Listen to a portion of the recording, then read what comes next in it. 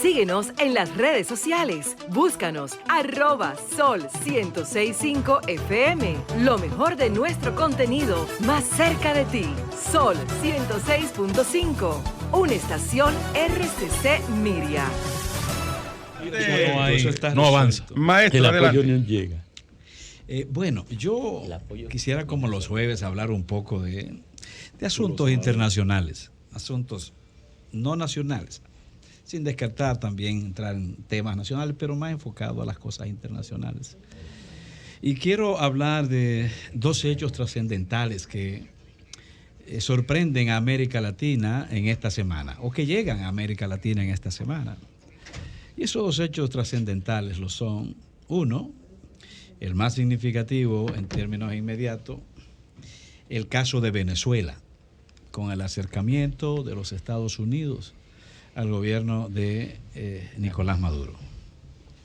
Y el segundo, el caso de Chile, la asunción de un gobierno de izquierda en la República de Chile a partir del día de mañana. Son dos acontecimientos importantísimos que marcan historia en el continente latinoamericano.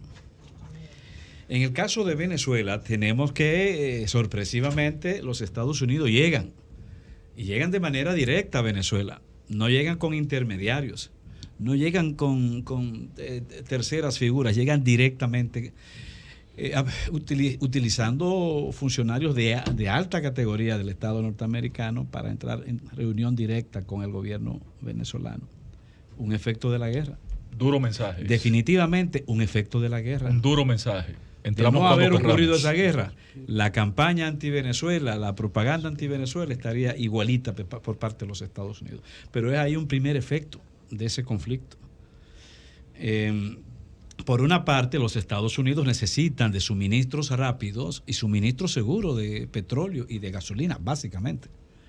Porque de lo contrario, se le agudizaría su crisis inflacionaria. Y sabemos que Biden tiene un pie colocado en el cuello, en el cuello político de él, con el tema de la inflación. Necesita de una u otra manera mitigar la inflación y además desesperadamente anda buscando rescatar la confianza de los norteamericanos, confianza en su gobierno y por supuesto también pensando en una posible reelección. Y los Estados Unidos llegan a Venezuela con el preludio de la liberación de dos ciudadanos norteamericanos. Casual, es casual eso. ¿Representó una situación espontánea, voluntaria del gobierno venezolano o fue justamente el bajadero, uno de los bajaderos públicos que el gobierno venezolano utilizara para allanar la entrada, el camino, facilitar el ingreso, condicionar psicológicamente la presencia de los Estados Unidos? Definitivamente esta liberación de estos dos norteamericanos es una proyección de buena voluntad y de búsqueda de armonía con el gobierno norteamericano. Ahora, la pregunta también se deriva: ¿qué pasará con Alex Saab? ¿Qué pasará con Alex Saab? Alex Saab, el gobierno venezolano lo considera como un preso político de los Estados Unidos. Y precisamente ante el apresamiento de Alex Saab en territorio africano, por orden de los Estados Unidos, fue que se suspendió el proceso de diálogo que se estaba desarrollando en México entre el gobierno venezolano y la oposición venezolana. Que, por cierto, ya abandonando la pregunta acerca de la situación, el destino final de Saab, por cierto, con la presencia de esta delegación de alto nivel del gobierno norteamericano, sin mediadores, como anteriormente pasó, o hubo cercanía de que pasara a través de intermediarios, queda relegado automáticamente Guaidó y la oposición radical que tenía el gobierno de Venezuela. La oposición radical desaparece y el gobierno de transición o el gobierno, ¿cómo le llamaban? De Guaidó, el gobierno interino de Guaidó se fue al zafacón. ¿Y qué dijo la comisión? Se fue a la porra. se fue al zafacón y en sustitución de esa oposición radical, ahora resurge de nuevo la posibilidad de la negociación con la oposición, y ya no en México, sino en tierra, en suelo venezolano. Una oposición más proclive a buscar acuerdos, una oposición más intencionada en función de la recuperación económica de Venezuela y no tanto enfocada en servir a los lineamientos que le trazaban desde el exterior. Así que en ese sentido, el gobierno interino de Guaidó se fue al carajo. Pero con ello, Fafa, también se fue al carajo. Es un deseo. No, un deseo. Es una categoría histórica. Un deseo.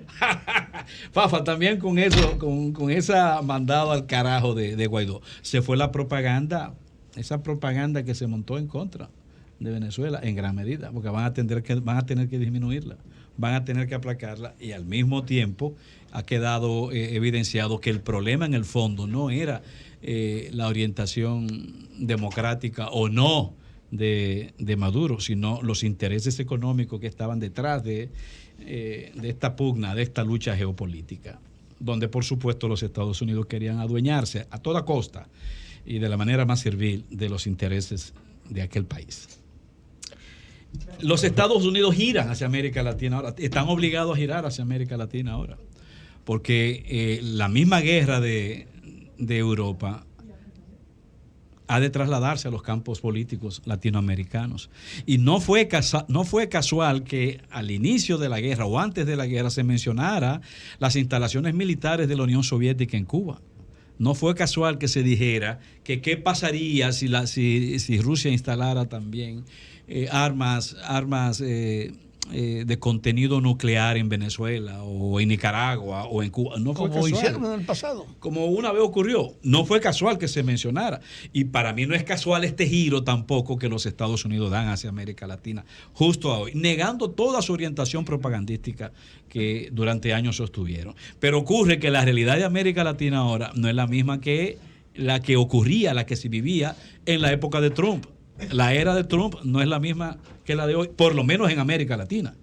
Y entonces ahora Biden se topa con un conjunto de gobiernos nuevos de orientación progresista, de orientación izquierdista, y con la llegada de otros que seguramente habrán de triunfar, con con la entrada de nada más y nada menos que de Brasil, que es la que marca la economía continental, de Brasil, de Colombia, que por cierto, Nieve, Petro es un invitado de Boric, un invitado a la toma de posición del nuevo presidente chileno Boric en el día de mañana.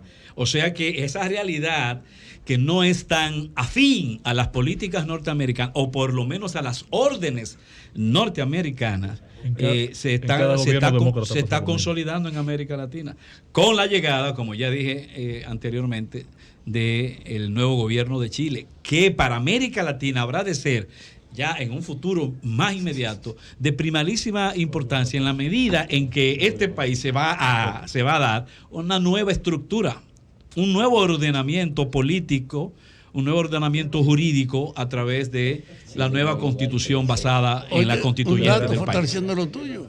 Se rehabilitó el ejercicio público de servicio de la Embajada de Estados Unidos en La Habana con un encargo de comenzar a manejar las...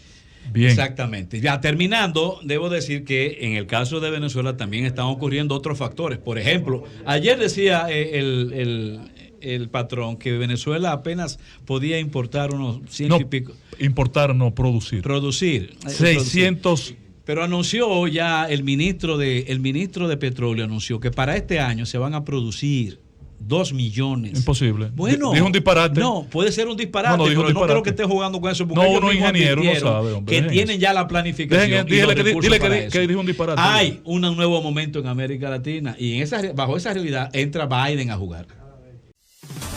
Síguenos en las redes sociales. Búscanos @Sol1065 FM. Lo mejor de nuestro contenido más cerca de ti. Sol 106.5. Una estación RCC Miria.